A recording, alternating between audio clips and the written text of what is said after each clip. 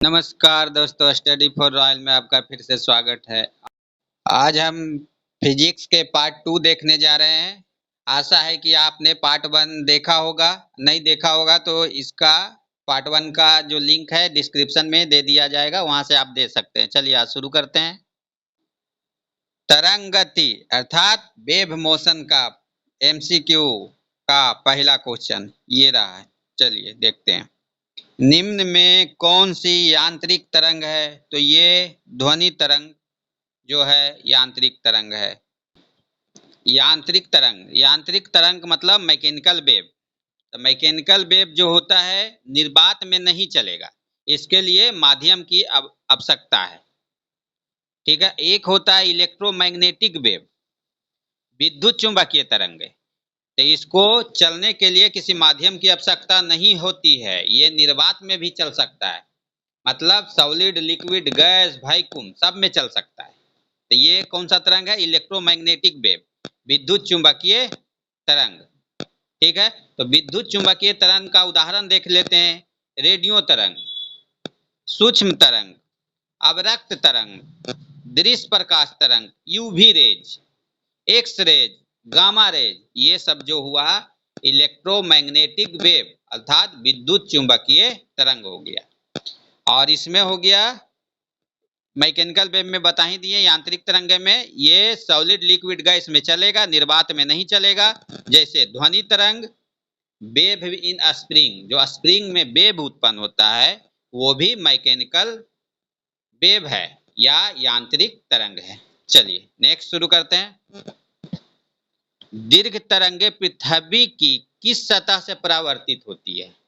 तो दीर्घ तरंग है जो पृथ्वी के आयन मंडल मतलब आयनोस्फीयर से परावर्तित होती है।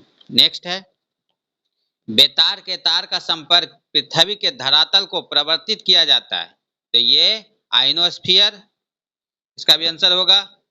फिर है रेडियो तरंगों के विक्षेपण के लिए वायुमंडल में निम्नलिखित स्तरों में कौन सा स्तर उत्तरदायी है?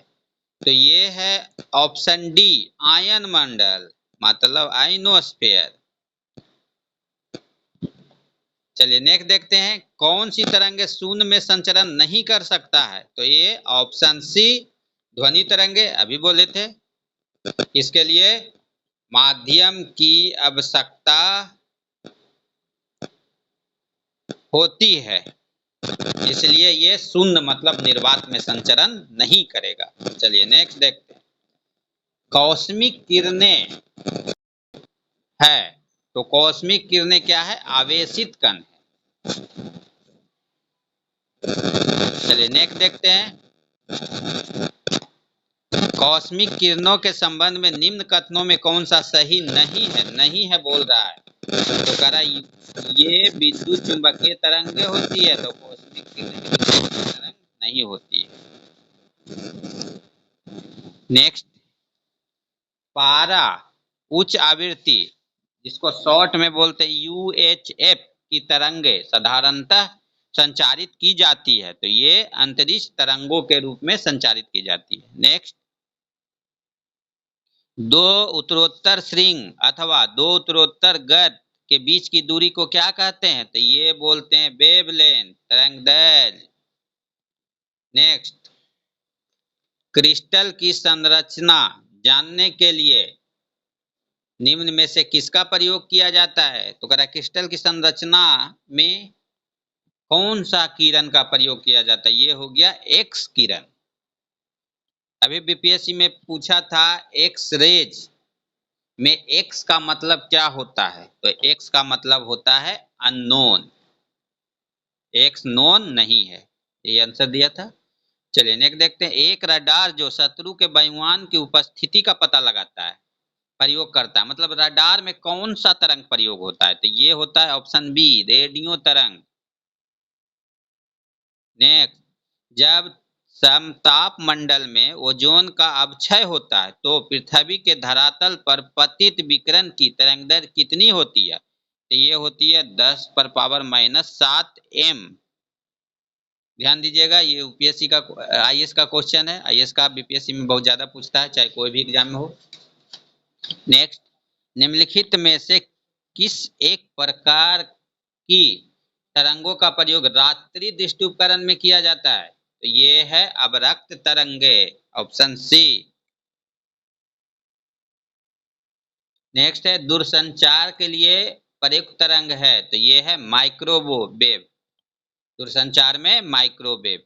नेक्स्ट है टेलीविजन दर्शक डिश एंटीना प्रयुक्त करते हुए बरसात में उपग्रह सिग्नल नहीं प्राप्त करते हैं, क्योंकि? तो ये हो गया एंटीना छोटा होता है, सही है। दूसरा कह रहा है वर्षा की बूंदें रेडियो तरंगों की ऊर्जा अवशोषित करती है, ये भी सही है। तीसरा बोल रहा है वर्षा की बूंदें रेडियो तरंगों की ऊर्जा की मूल दिशा को विचलित करती है, ये भी सही है। मतलब तीनों सही है, तो ऑप्शन डी। नेक्स्ट कह रहा एफएम प्रसारण सेवा में प्रयुक्त होने वाले आवृत्ति बैंड का परास होता है, तो ये कितना होता है? तो ये हो जाता है 88 से 108 मेगा हर्ज के मध्य। जो ये रेडियो जो हम लोग सुनते हैं, विविध भारती चाहे रेडियो मिर्ची सब सुनते हैं, तो कह रहा उसका फ्रीक्वेंसी कितना होता है? तो 88 से 108 के मध्य होता है। नेक्स्ट आंतों के रोगों के निदान के लिए कह रहा है कौन सा किरण का उपयोग किया जाता है? तो ये होता है एक्स किरण। नेक्स्ट सीटी स्कैन में कौन सा किरण यूज होता है? तो इसमें भी एक्सरे, एक्स किरण भी आई है। चलिए देखते हैं, अब ध्वनि का देखते हैं ऑब्जेक्टिव क्वेश्चन। चलिए ध्वनि का पहला क्वेश्चन देखते हैं।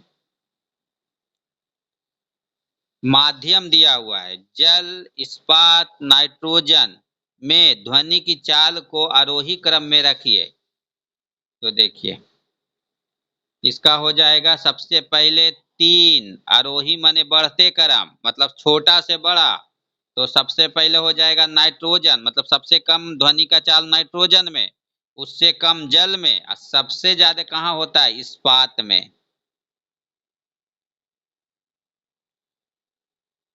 चलिए नेक्स्ट देखते हैं, ऑप्शन बी हो जाएगा इसका। ध्वनि के वेग अधिकतम होता है, तो अधिकतम कहाँ होगा? धातु में। ध्वनि है तो धातु में होगा सबसे ज्यादा। उससे कम, उससे कम पूछेगा तो द्रव में, और सबसे कम गैस में। ठीक है नेक्स्ट देखते हैं। ध्वनि का वेग अधिकतम होगा तो सबसे ज्यादा होता है इस्पात में, धातु में भी इस्पात में। नेक्स्ट ध्वनि तरंगों का सबसे तीव्र प्रगमन होता है, तो ये होता है ठोस में, उससे कम द्रव में, उससे कम गैस में, और निर्वात में तो होता ही नहीं है। चलिए नेक्स्ट देखते हैं। VA, VW और VS क्रमशः वायु, जल तथा इस्पात में ध्वनि की गति है, तो कह रहा है रिलेशन दिखाना है। तो सबसे ज्यादा किसमें होगा? इस्पात में। VS का सबसे ज्यादा, उससे कम VW जल में, उससे कम वायु में। तो ऑप्शन ए सही है। नेक्स्ट देखते हैं। लगभग 20 डिग्री सेंटीग्रेड के तापमान पर किसी माध्यम में ध्वनि की गति अधिकतम रहेगी, तो ये लोहा में, इस ऑप्शन के हिसाब से हो जाएगा लोहा में। चलिए नेक्स्ट देखते हैं। ध्वनि तरंगे कहाँ चल सकता है? निर्वात में चल सकता है? नहीं। कह रहा केवल ठोस माध्यम में चल सकता है? नहीं, ठोस, द्रव, गैस में भी चल सकता है। कह रहा केवल गैस में चल सकती है, ये भी गलत है, ठोस द्रव में भी चलेगी। कह रहा ठोस तथा गैस दोनों माध्यम में चल सकती है। देखिए ये सही है, अगर इसमें केबल लगा देता तो ये गलत हो जाता है, लेकिन कह रहा है ठोस और गैस दोनों माध्यम में चल सकती है, लेकिन बीपीएससी के हिसाब से ई होगा, सॉलिड, लिक्विड, गैस तीनों माध्यम में चलेगा। चलिए नेक्स्ट। नीचे दिए गए विकल्पों में किसमें ध्वनि आर पार नहीं जा सकता है? तो निर्वात में ध्वनि आर पार नहीं जा सकता है। क्यों? क्योंकि ध्वनि के चलने के लिए माध्यम की आवश्यकता होती है। निर्वात में माध्यम 0 होता है, इसलिए निर्वात में आर पार नहीं होगा ध्वनि। नेक्स्ट ध्वनि तरंगे नहीं चल सकती है, तो ये ऑप्शन डी निर्वात में। नेक्स्ट कह रहा है म्यूजिक कंसर्टस के लिए हॉल की दीवारों को कह रहा है ध्वनि का अवशोषण करना चाहिए, ऑप्शन डी। नहीं अवशोषण करेगा तो इको टाइप पे उसको सुनाई देगा, इसलिए कह रहा है एक्स्ट्रा जो ध्वनि है उसको सोख ले, जिससे साफ साफ आवाज सुनाई पड़े। नेक्स्ट, स्पष्ट रूप से प्रतिध्वनि सुनने के लिए प्रवर्तक सतह और सुनने वाले के मध्य कम से कम दूरी होना चाहिए। तो ये होना चाहिए 17.15 मीटर, लेकिन ऑप्शन में 16.5 मीटर है, लेकिन होना चाहिए 17.15। शुद्ध आंसर हुआ 17.15। चलिए नेक्स्ट देखते हैं। वही है, ध्वनि और स्रोत के प्रवर्तक सतहों के बीच न्यूनतम कितनी दूरी होनी चाहिए जिससे प्रतिध्वनि स्पष्ट रूप से सुनाई दे। तो देखिए यहाँ पे था 16.5, देखिए यहाँ पे 16.5 ऑप्शन में नहीं है, 17 है, लेकिन शुद्ध रूप से 17.15 मीटर होगा। अगर बीपीएससी में मारिएगा तो ऑप्शन ही, अगर जनरल कंपटीशन है 4 ऑप्शन वाला तो उसमें हो जाएगा लगभग 17, बी ऑप्शन।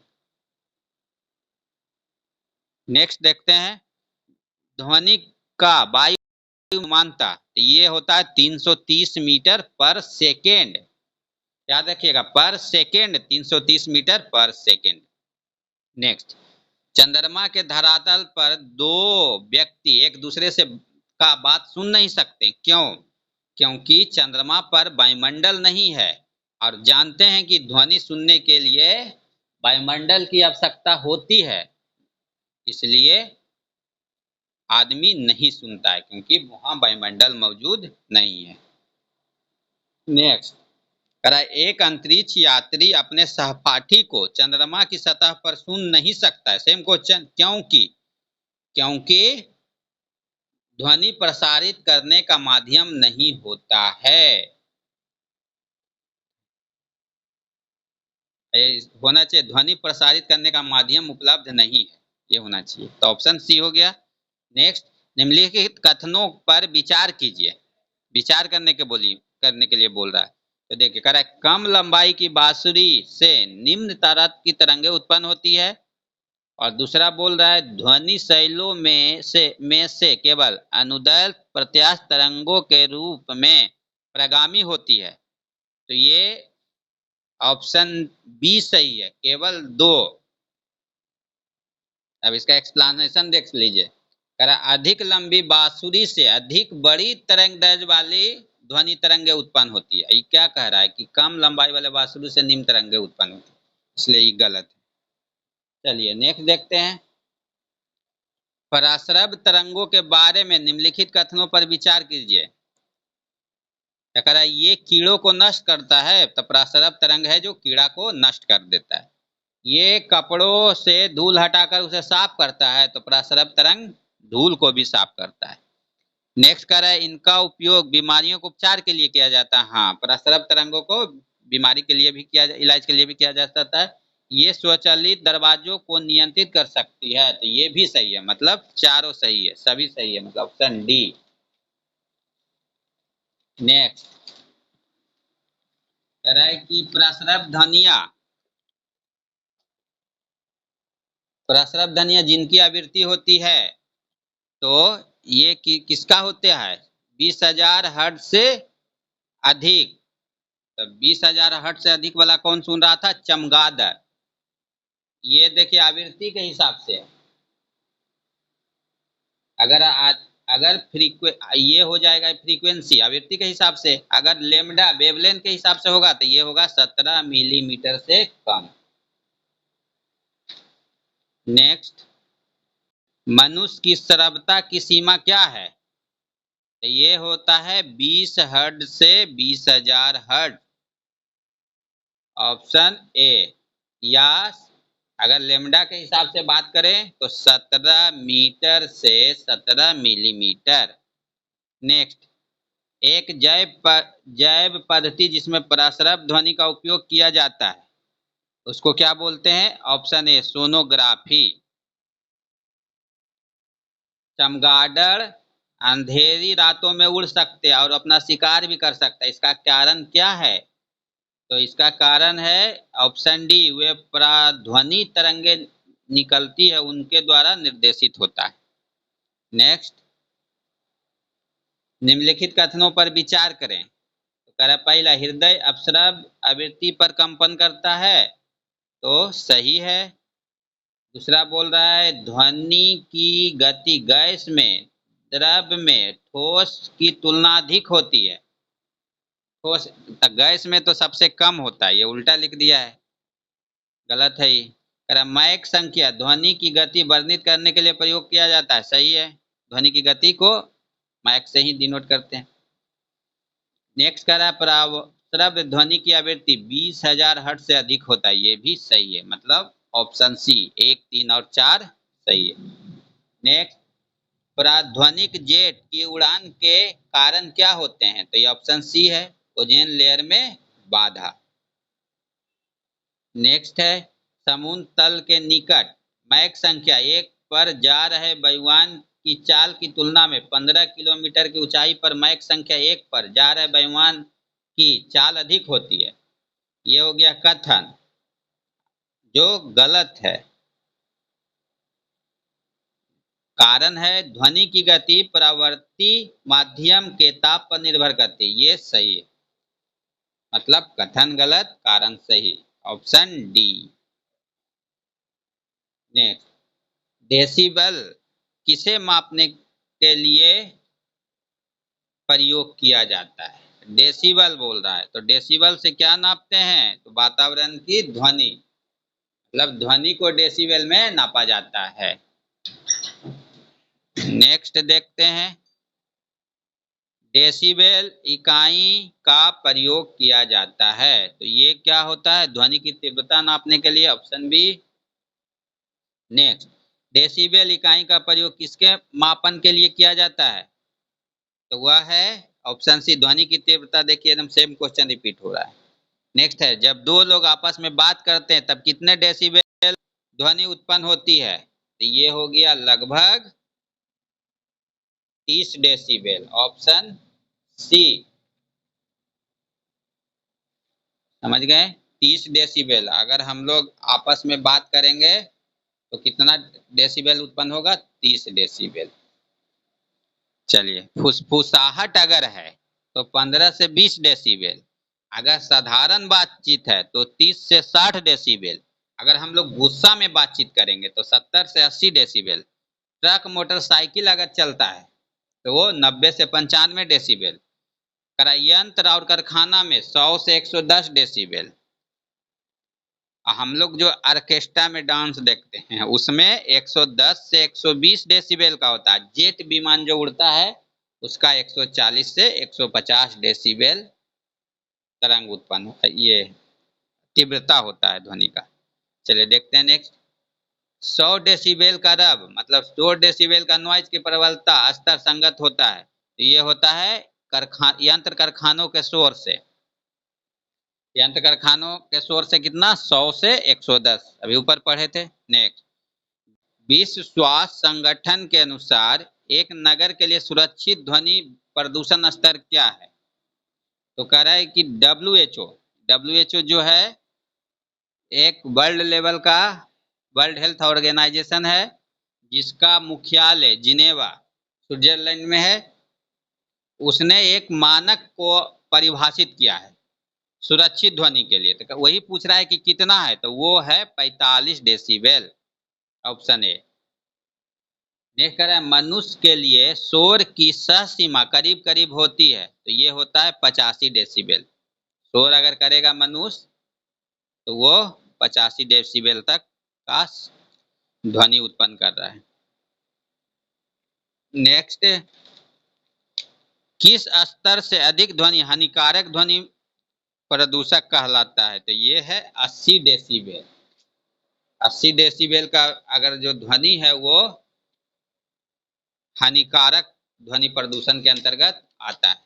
चलिए नेक्स्ट देखते हैं, मनुष्यों के लिए मानक ध्वनि स्तर ये है 60 डेसिबल। मनुष्य के लिए मानक ध्वनि स्तर 60 डेसिबल का है। नेक्स्ट, एक मजदूर रेल की पटरी पर कार्य कर रहा था। एक लड़का कुछ दूरी पर अपने कान पटरियों पर रखकर जब मजदूर द्वारा की जाने वाली हथौड़े की आवाज को सुनता है तो उसे 2 बार आवाज सुनाई देता है। तो इसका कारण क्या है? इसका कारण है ध्वनि का वेग इस्पात में वायु की अपेक्षा अधिक है, माने ऑप्शन ए। चलिए नेक्स्ट देखते हैं।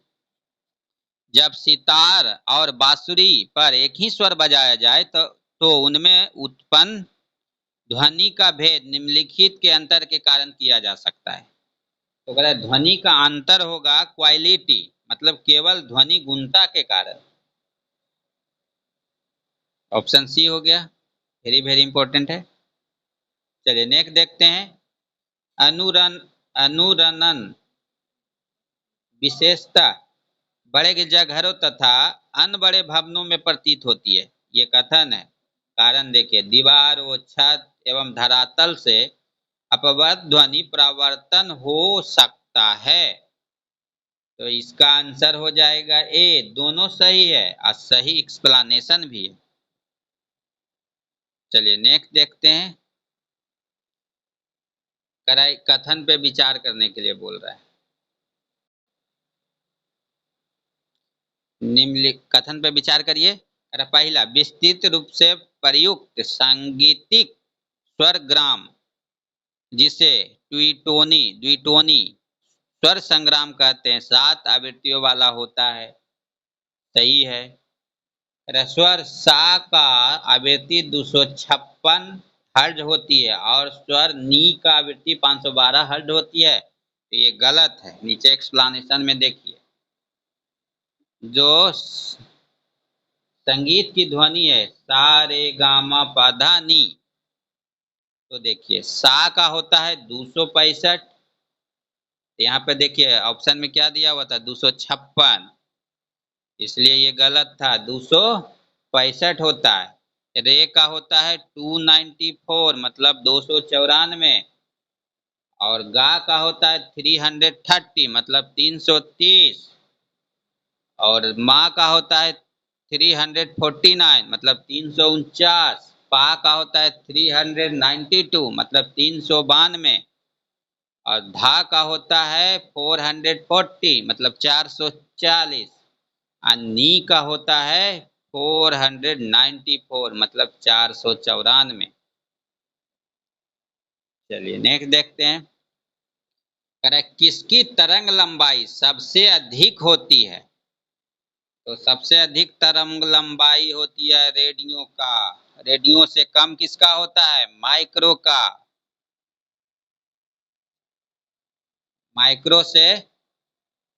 माइक्रो से इंफ्रारेड, मतलब अवरक्त विकिरण का।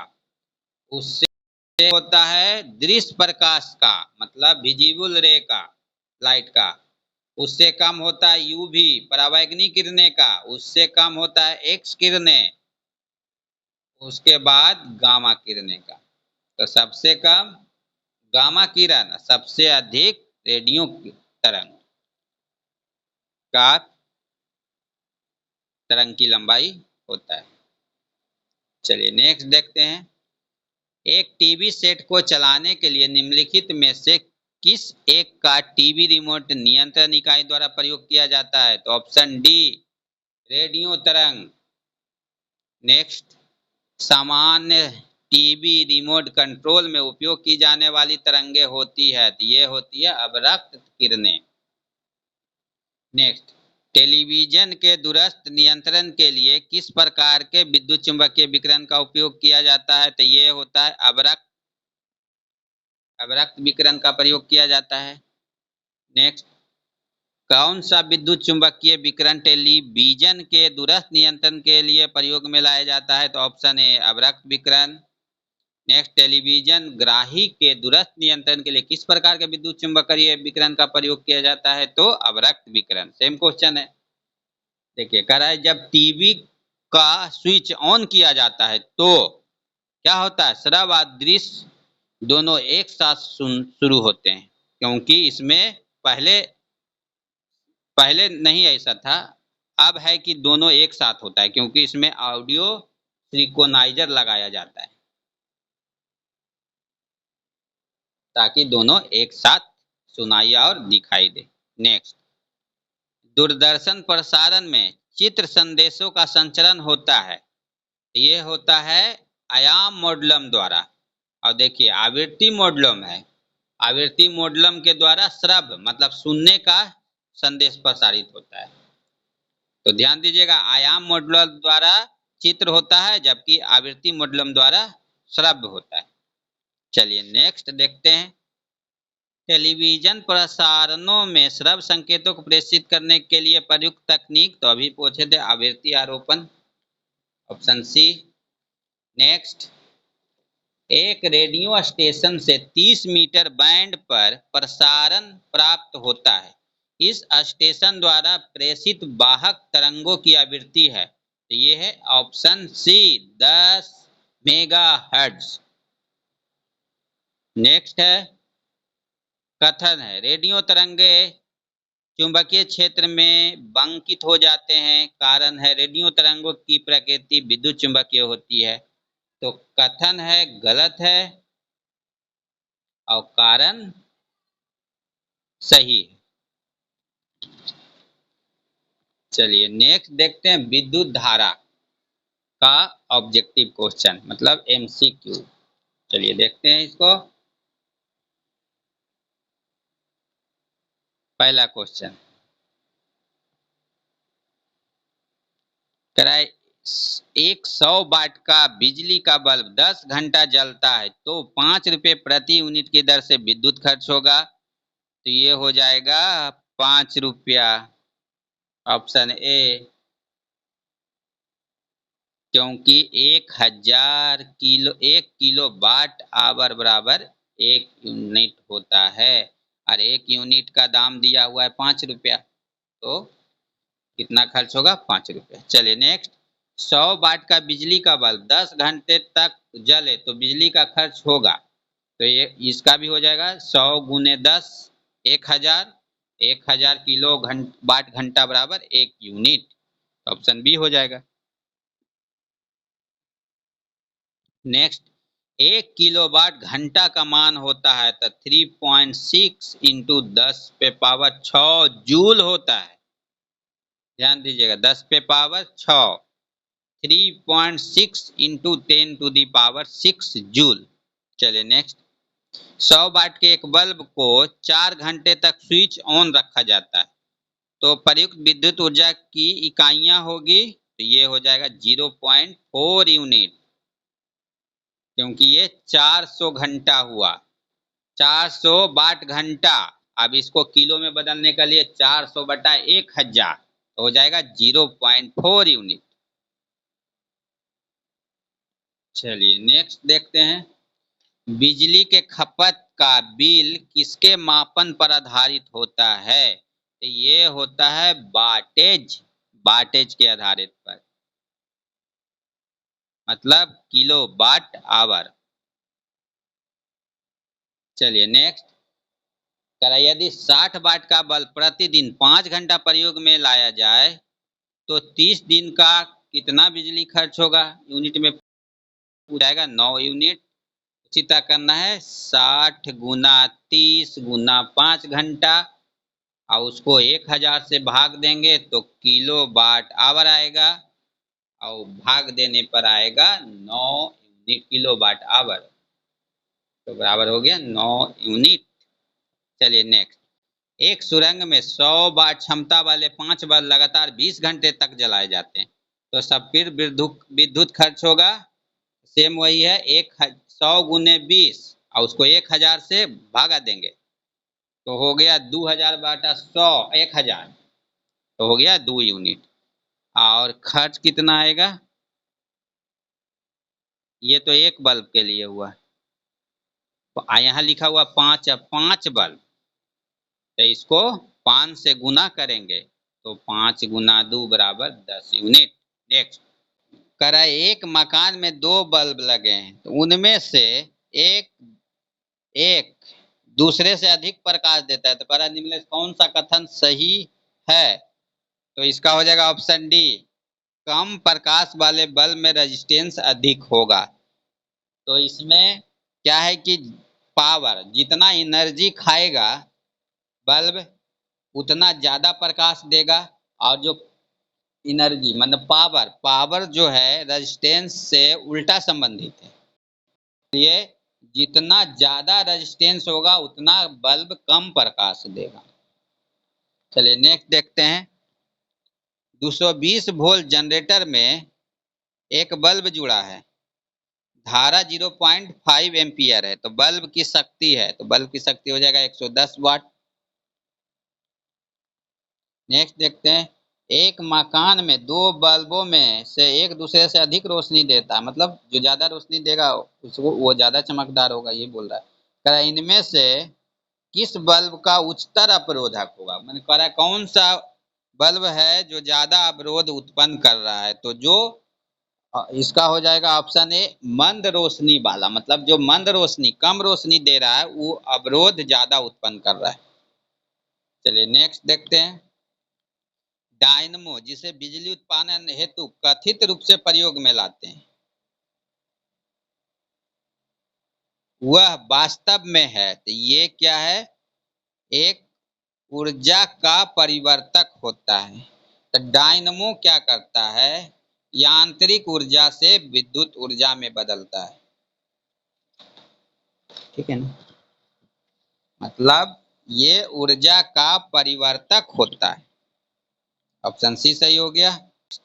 विद्युत चुंबकीय प्रेरण पर आधारित युक्ति है, तो ये हो गया डायनमो भी है और विद्युत मोटर भी है, दोनों है, तो इस तरह से ऑप्शन ई हो जाएगा बीपीएससी के हिसाब से। चलिए नेक्स्ट। डायनमो परिवर्तित करता है, तो ये यांत्रिक ऊर्जा को विद्युत ऊर्जा में परिवर्तित करता है। नेक्स्ट। डायनमो एक युक्ति है जो परिवर्तित करता है, तो ये भी यांत्रिक ऊर्जा को विद्युत ऊर्जा में। नेक्स्ट है डायनमो का कार्य है यांत्रिक ऊर्जा को विद्युत ऊर्जा में बदलना, ऑप्शन सी। नेक्स्ट। टरबाइन वह डायनमो से बिजली प्राप्त करने में किस ऊर्जा को विद्युत ऊर्जा में परिवर्तित करते हैं, तो ये यांत्रिक ऊर्जा या मैकेनिकल ऊर्जा। नेक्स्ट। जब विद्युत ऊर्जा गति में परिवर्तित होती है तब ऊष्मा की कोई हानि नहीं होगी,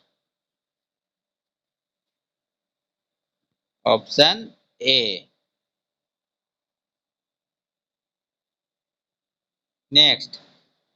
कह रहा है विद्युत ऊर्जा को यांत्रिक ऊर्जा में बदलने वाली युक्ति है, तो ये है विद्युत मोटर। और डायनमो उल्टा करता है, यांत्रिक ऊर्जा को विद्युत ऊर्जा में बदलता है। चलिए नेक्स्ट देखते हैं। विद्युत मोटर में क्या होता है, विद्युत ऊर्जा को यांत्रिक ऊर्जा में बदला जाता है, ऑप्शन सी। नेक्स्ट। ऐसा उपकरण जो रासायनिक ऊर्जा को विद्युत ऊर्जा में परिवर्तित करता है वह है, रासायनिक ऊर्जा को विद्युत ऊर्जा में, तो रासायनिक किसमें होगा, बैटरी में, तो वो बैटरी क्या करता है, रसायन ऊर्जा से विद्युत ऊर्जा में बदलता है। चलिए नेक्स्ट देखते हैं। कम वोल्टेज पर कार्य करने पर विद्युत मोटर प्रायः जल जाते हैं, क्यों, क्योंकि वे अधिक विद्युत धारा खींचते हैं जो वोल्टेज के प्रतिलोमानुपाती होती है, ऑप्शन ए सही है। नेक्स्ट। मोटर कार बैटरी के संबंध में निम्नलिखित कथनों पर विचार कीजिए, तो कह रहा है वोल्टता समानता 12 वोल्ट होती है, सही है। प्रयुक्त विद्युत अपघट हाइड्रोक्लोरिक अम्ल होता है, नहीं, ये होता है सल्फ्यूरिक अम्ल, बैटरी में सल्फ्यूरिक अम्ल होता है, तो ये हाइड्रोक्लोरिक अम्ल नहीं होता, इसलिए दो गलत है। तीसरा। इलेक्ट्रोड सीसा और ताम्र होते हैं, तो ये भी गलत है। कैथोड होता है जो लेड होता है, लेड मतलब शीशा, इलेक्ट्रोड नहीं, तो ये भी गलती है। कह रहा है धारिता को एम्पियर घंटा में व्यक्त करते हैं, तो ये भी सही है, मतलब 1 और 4 सही है, option D. Next. Nickel cadmium battery का प्रयोग होता है, ये होता है उपयुक्त सभी में, कैलकुलेटर हो कार्डलेस इलेक्ट्रॉनिक उपकरण हो या ट्रांजिस्टर हो, सब में निकेल कैडमियम बैटरी का यूज होता है। नेक्स्ट है, निम्न में कौन सी धातु रोशनी के बल्बों में फिलामेंट के रूप में प्रयोग होता है? तो ये है टंगस्टन। ग्रुप डी का फेमस क्वेश्चन है। चलिए नेक्स्ट, विद्युत बल्ब का तंतु बना होता है, तो ये होता है टंगस्टन का। और इसमें देखिए एक नाइक्रोम है सी में, तो नाइक्रोम का क्या बना होता है? तो हीटर का तार। चलिए नेक्स्ट देखते हैं, इलेक्ट्रिक बल्ब में फिलामेंट बना होता है, तो ये टंगस्टन का बना होता है। नेक्स्ट है, निम्नलिखित कथनों पर विचार कीजिए। एक साधारण बिजली के बल्ब का अपेक्षाकृत अल्प जीवन होता है क्योंकि, तो ये हो जाएगा फिलामेंट का तार एक समान नहीं होता, ये भी सही है। दूसरा है बल्ब पूर्ण रूप से निर्वातित नहीं किया जा सकता, ये भी सही है। और फिलामेंट में सहायक तार उच्च ताप पर पिघल जाते, ये भी सही है। इसी कारण जो है एक साधारण बल्ब जो है ज्यादा दिन तक नहीं चलता है, जो पीला वाला बल्ब होता था पहले 100 वाट का, वो सब के बारे में बोल रहा है। नेक्स्ट, जलते हुए विद्युत बल्ब के तंतु का ताप सामान्यतः होता है, तो ये ऑप्शन सी 2000 डिग्री सेंटीग्रेड से 2500 डिग्री सेंटीग्रेड तक होता है। नेक्स्ट देखते हैं, कथन में तड़ित चालक इमारतों को नष्ट होने से बचाता है, सही है, क्योंकि वो पूरा अपने अंदर समाहित कर लेता है। कारण करा ये आवेश को पृथ्वी तक भेज देता, हाँ वो क्या होता है, पृथ्वी तक चलाता है। इसलिए दोनों कथन कारण दोनों सही है, एक्सप्लेनेशन भी सही है। नेक्स्ट, 3 पिन बिजली के प्लग में सबसे लंबी पिन को जोड़ना चाहिए, तो इसको जोड़ना चाहिए आधार सिरे से। नेक्स्ट है, देखिए आधार सिरे से हो गया। 3 प्लग में सजीव या फेज, लाइव फेज, उदासीन, दोनों एक साथ रहने वाले सिरों में फेज और उदासीन तारों को जोड़ते हैं, जबकि तीसरी लंबी पिन में अर्थ को जोड़ते हैं। तीसरा लंबा पिन बोल रहा है जो सबसे ऊपर रहता है, एगो दो एक साइज में रहता है और एगो ऊपर रहता है, तो दोनों एक जगह जो रहता है उसको एक सजीव फेज मतलब उदासीन को माइनस, और अर्थेड वाला सबसे ऊपर रहता है, बड़ा वाला। चलिए नेक्स्ट, विद्युत उपकरण में अर्थ का उपयोग होता है, तो ये होता है सुरक्षा के लिए। नेक्स्ट, आपस में जुड़ी दो आवेशित वस्तुओं के बीच विद्युत धारा नहीं प्रभावित होती है यदि वे हों। अगर वो समान विभव पे होगा तो विद्युत आवेश या विद्युत धारा प्रवाहित नहीं होगा। विद्युत धारा प्रवाहित होने के लिए विभव में अंतर होना जरूरी है।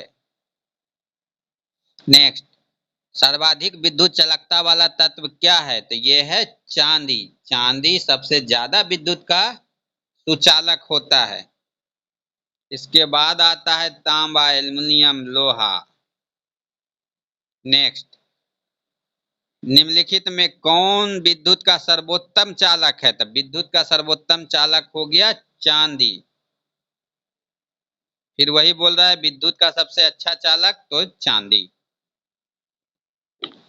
नेक्स्ट है, मेज विद्युत प्रदाय में फ्यूज का प्रयोग एक सुरक्षा युक्ति के रूप में होता है। फ्यूज के विषय में निम्नलिखित कथनों में कौन सा सही है? तो ये है, कराए मेन स्विच में यह समानांतर जुड़ा होता है, नहीं, ये गलत है। दूसरा कह रहा है यह मुख्य रूप से रजत मिश्र धातु से बना होता है, ये भी गलत है। अरे इसका गलनांक निम्न होना चाहिए, हाँ ये सही है। गलनांक निम्न होगा तो फ्यूज उड़ जाएगा, तो जो उससे जो भी डिवाइस कनेक्टेड है वो बच जाएगा, वो डैमेज नहीं हो पाएगा। चौथा में बोल रहा है इनमें बहुत उच्च प्रतिरोध होना चाहिए, नहीं, बहुत ज्यादा उच्च होगा तो वो फ्यूज उड़ेगा ही नहीं, तो सामान डैमेज हो जाएगा लेकिन वो उसमें लाइन करंट पास करते रह जाएगा। तो इसलिए ऑप्शन सी सही है। नेक्स्ट, फ्यूज का सिद्धांत है, तो फ्यूज का सिद्धांत है उष्मा विद्युत का उष्मीय प्रसार। नेक्स्ट, फ्यूज में प्रयुक्त होने वाले तार की विशेषता होती है, तो इसमें होना चाहिए उच्च प्रतिरोध शक्ति और गलनांक जो होना चाहिए निम्न होना चाहिए।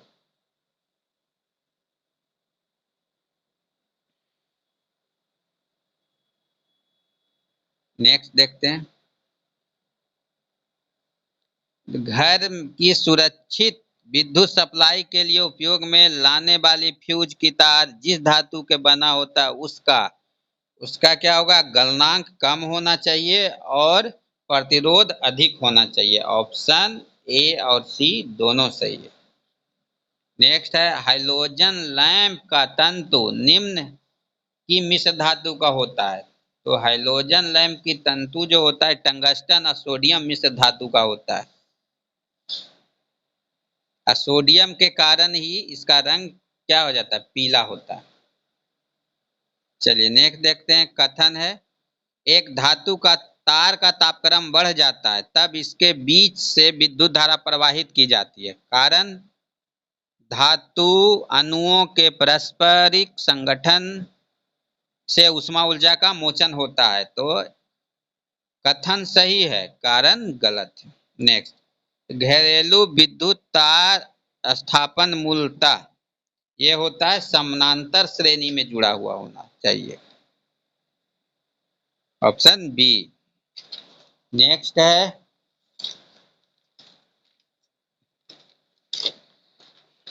नेक्स्ट में देखते हैं घरेलू विद्युत सप्लाई के दौरान काले रंग का तार,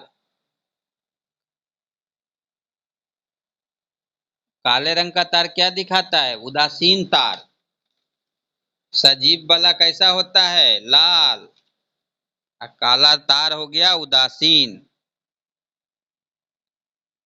और हरा तार बोलेगा तो आधार वाला अर्थेड वाला तार होता है वो। नेक्स्ट, मनुष्य शरीर के विद्युत प्रतिरोध का परिमाण की कोटि क्या है, तो मनुष्य का शरीर भी में भी विद्युत प्रतिरोध होता है, तो उसका मान होता है 10 पे पावर 6 ओम। अगर शरीर भींगा हुआ है तो उसका प्रतिरोध होगा 100 ओम, मतलब 10 पे पावर 2 ओम।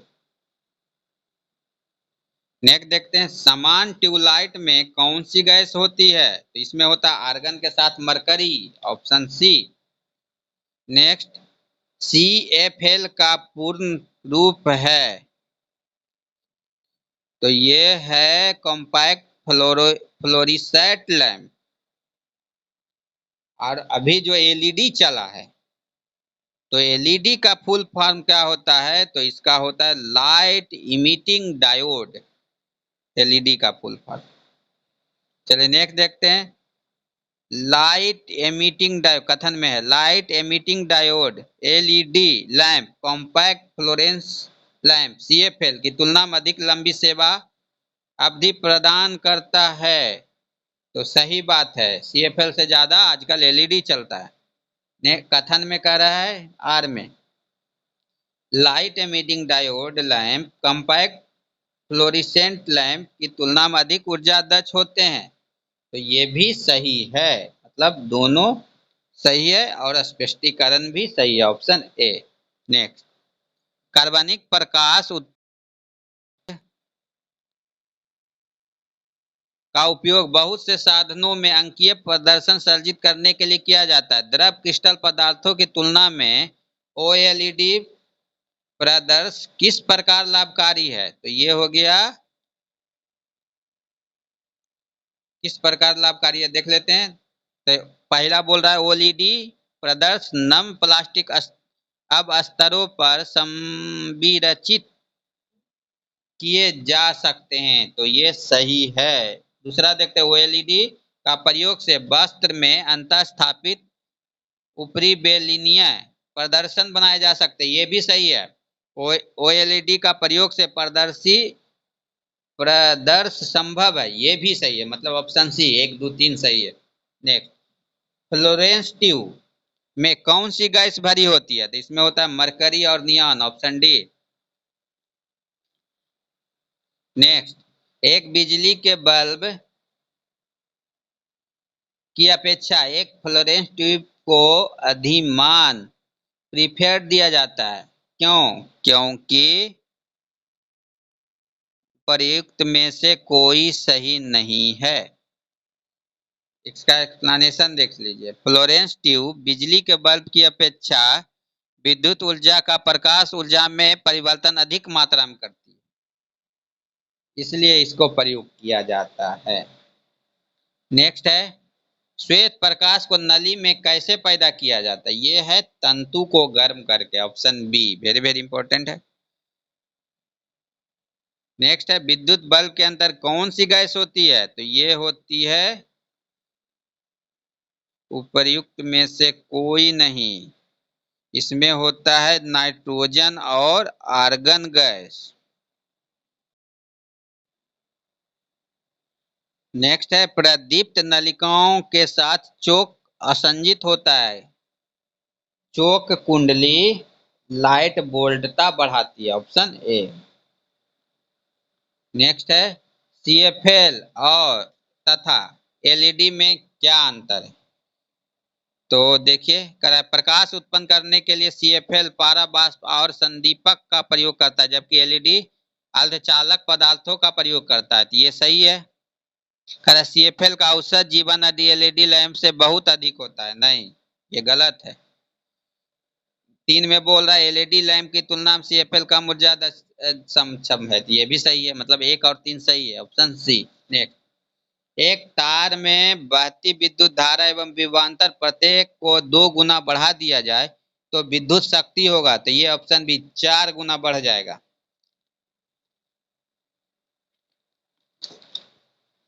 नेक्स्ट कर रहा है, 2 तारों की लंबाइयां, व्यास और प्रतिरोधकता सभी 1:2 के अनुपात में है। अगर पतले तार का प्रतिरोध 10 ओम है तो मोटे तार का प्रतिरोध होगा तो इसका भी 10 ओम होगा, ऑप्शन बी, क्योंकि 1:2 में है। नेक्स्ट देखते हैं, नीचे वक्तव्य दिए गए हैं, देखिए देखते हैं। पहला में कथन, परिणामित्र का प्रयोग वोल्टता के उच्चयन तथा अपचयन के लिए किया जाता है, तो ये सही है। कारण है, परिणामित ऐसी युक्ति है जिसका प्रयोग निर्दिष्ट धारा परिपथ में किया जाता है, ये गलत है, तो ऑप्शन सी, कथन सही कारण गलत। नेक्स्ट, समान प्रकार की छोटी बूंदें भी वोल्ट तक आवेशित की गई है, यदि n बूंदें मिलकर एक बड़ी बूंद बनाती है तो इस बूंद का विभव क्या होगा? इस बूंद का विभव होगा n पर पावर 2/3 भी। ट्रांसफार्मर प्रयुक्त होता है, तो ये एसी उपचयन और अपचयन के लिए, मतलब एसी वोल्टेज को हाई और लो दोनों के लिए दोनों के लिए प्रयोग किया जाता है, हाई करने के लिए भी एसी वोल्टेज को और लो करने के लिए भी। चलिए नेक्स्ट, ट्रांसफार्मर का उपयोग निम्नलिखित में से किस उद्देश्य के लिए किया जाता है? तो ये हो गया प्रतिवर्ती धारा, मतलब एसी विभव को ऊंचाई अथवा अपचाई करने के लिए, मतलब बढ़ाने और घटाने के लिए। नेक्स्ट है, किसी एसी जनित तथा डीसी जनित में एक मूलतः अंतर यह है कि, तो ये है ऑप्शन बी में है, एसी जनित में सर्पी वलय होती है, जबकि डीसी जनित में दिक् परिवर्तक होते हैं, तो ये ऑप्शन बी सही है।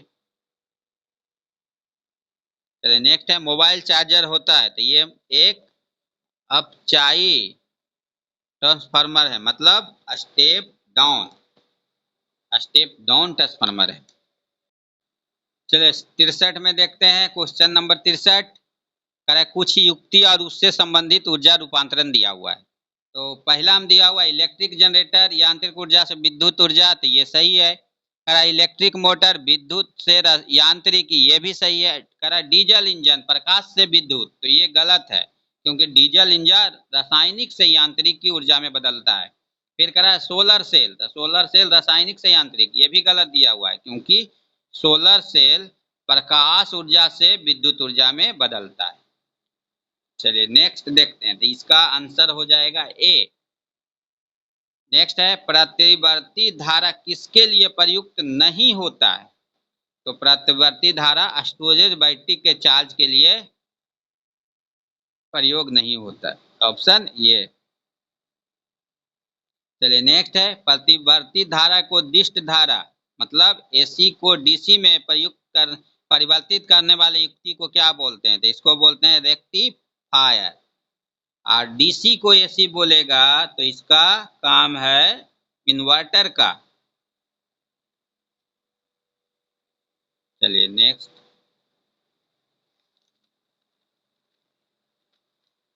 प्रवर्तित धारा को डिस्ट धारा में परिवर्तित किया जाता है, तो ये किसके माध्यम से? रेक्टिफायर के माध्यम से। नेक्स्ट है अभिकथन है भारत में विद्युत वितरण कंपनियां विद्युत खपत की गणना किलोवाट आवर में करती है, तो ये सही है। और करा भारत में विद्युत प्रणाली 60 हर्ट्ज आवृत्ति पर काम करती है, तो ये गलत है क्योंकि ये 50 हर्ट्ज की आवृत्ति पर काम करती है। चलिए नेक्स्ट है कौन सा विद्युत खपत को बढ़ते क्रम में प्रदर्शित करती है, मतलब छोटा से बड़ा, तो ये हो जाएगा ऑप्शन सी पंखा, टेलीविजन, विद्युत प्रेस, इलेक्ट्रिक केतली। नेक्स्ट है पृथ्वी के चुंबकीय क्षेत्र का कारण है, तो ये है भूकरोड के अंदर की चक्रक धाराएं, ऑप्शन ए। चलिए अब चालकता देखते हैं। चालकता का क्वेश्चन नंबर 1 करा अति चालकता का लक्षण है, जो अति चालक होगा उसका लक्षण होगा शून्य पारगम्यता, ऑप्शन सी। नेक्स्ट है अति चालक किस तापमान पर अत्यधिक आर्थिक महत्व की हो सकती है जिससे लाखों रुपए की बचत हो, तो यह है सामान्य तापमान पर, समान तापमान पर यह होगा। चलिए देखते हैं किसी अतिचालक द्वारा प्राप्त अधिकतम ताप होता है, तो यह होता है 133 केल्विन। चलिए नेक्स्ट है नव अब आविष्कृत उच्च ताप अतिचालक है, तो यह है सिरेमिक ऑक्साइड। नेक्स्ट है अर्धचालक की चालकता 0 डिग्री केल्विन ताप पर होता है, तो यह होता है 0, जिसको 0 डिग्री केल्विन को परम शून्य तापमान भी बोलते हैं।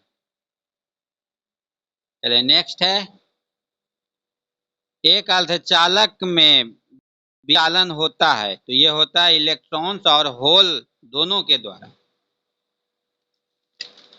चलिए नेक्स्ट देखते हैं किसी अर्धचालक का प्रतिरोध गर्म करने पर ये घटता है, अर्धचालक का प्रतिरोध गर्म करने पर क्या होता है? घटता है, ध्यान दीजिएगा इसको। नेक्स्ट है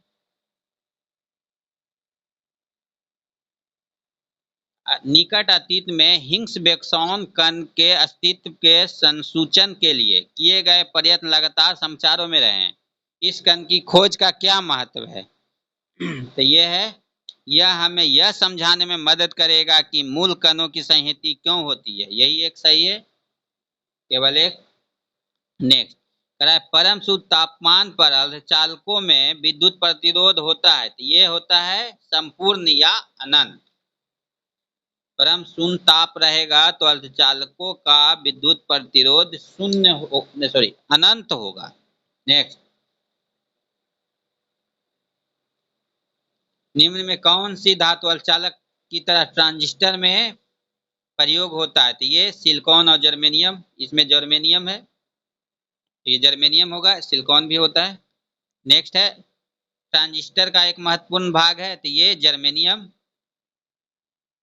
ट्रांजिस्टर बनाने के लिए सर्वाधिक प्रयुक्त पदार्थ है, तो इसमें भी सिलिकॉन या जर्मेनियम, जो ऑप्शन रहेगा वही होगा। अगर दोनों ऑप्शन है तो ई ऑप्शन होगा। नेक्स्ट कथन है ताड़ित चालकों को बनाने में लोहे की छड़ों की अपेक्षा तांबे की छड़ों को वरीयता दी जाती है, तो सही बात है। नेक्स्ट है लोहे की तुलना में तांबा विद्युत का अधिक सुचालक होता है और वायुमंडलीय परिस्थितियों में सरलता से ऑक्सीकृत नहीं होता। ये दोनों सही है और एक्सप्लेनेशन भी सही है। नेक्स्ट है ताड़ित चालक से वृक्ष में आग भी लग सकती है, क्योंकि इसमें अधिक मात्रा में होती है, तो इसमें विद्युत ऊर्जा अधिक मात्रा में होती है, इसलिए पौधा में या वृक्ष में आग लग जाता है। नेक्स्ट है करें इनमें से कौन सा अर्धचालक है, तो अर्धचालक कौन कौन होगा? सिलिकॉन और जर्मेनियम, 1 और 4, तो ऑप्शन सी में है। नेक्स्ट कौन सा अर्धचालक है, तो अर्धचालक होगा जर्मेनियम या सिलिकॉन, दोनों हो जाएगा। नेक्स्ट है निम्नलिखित तत्वों में कौन अर्धचालक है, तो ये हो गया सिलिकॉन या जर्मेनियम, दोनों हो जाएगा। नेक्स्ट है भारत सरकार ने झामा के निर्यात पर पुनः प्रतिबंध लगा दिया है, क्योंकि उनमें से ऐसी धातु या ऐसा तत्व निकल जाता है जिसका प्रयोग ट्रांजिस्टरों में होता है। वह निम्नलिखित में कौन सा तत्व है, तो ये है जर्मेनियम। ध्यान दीजिएगा, इसमें सिलिकॉन नहीं होगा। जब झामा माने जला हुआ कोयला जिसको बोलते हैं, उसमें जर्मेनियम निकलता है, सिलिकॉन नहीं। चलिए, इस तरह से घटना चक्र का फिजिक्स का पार्ट 2 समाप्त हुआ। अगर आपने फर्स्ट पार्ट नहीं देखा तो आपको डिस्क्रिप्शन में उसका लिंक दे दिया गया है, उसे आप देख लें और चैनल को लाइक करें, सब्सक्राइब करें, ढेर सारा प्यार दें। धन्यवाद। जय हिंद।